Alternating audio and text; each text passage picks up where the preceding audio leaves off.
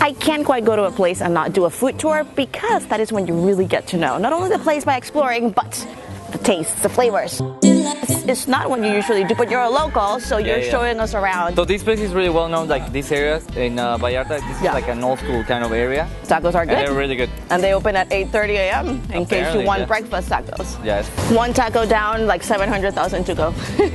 We just met Nena over here. She makes some tacos de birria, which we're gonna taste.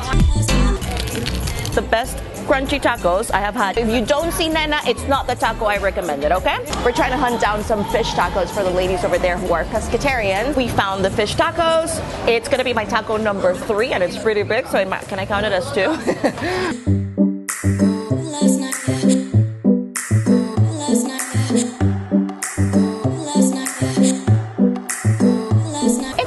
For a food tour, you can either go on TripAdvisor or on Airbnb and pay like around $50 per person and go on this organized food tours that they do around the city. They're usually walking tours, but here is a free hack.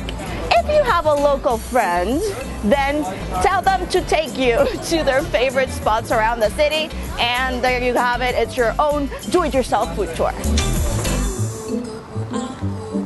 When I travel, I have this rule. I'm probably not gonna eat at the hotel because that is food that you can find anywhere, so what's the point? And I am preferably going to find the best street food. And if they have plastic chairs, that tells me the place is legit, because they're trying to keep the costs low and they're not trying to be fancy, they're just focusing on the food. So plastic chairs, that's a yes for me. By street food, I don't mean places that are trying to be street food, I mean actual street food in the street. Let me get out of the street because there's a car coming. If the tacos were a little bit smaller, I could show you a lot more variety, but they're kind of huge. So this is number 5, and I don't think I'm going to be able to do many more, but we'll try.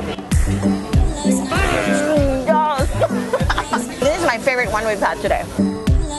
Whether it is a do-it-yourself tour or an actual food tour, I love it when they end in a little restaurant so you can sit down and actually relax and enjoy your last bite of the city. This Overdose in Travel was in Puerto Vallarta. Next one, who knows?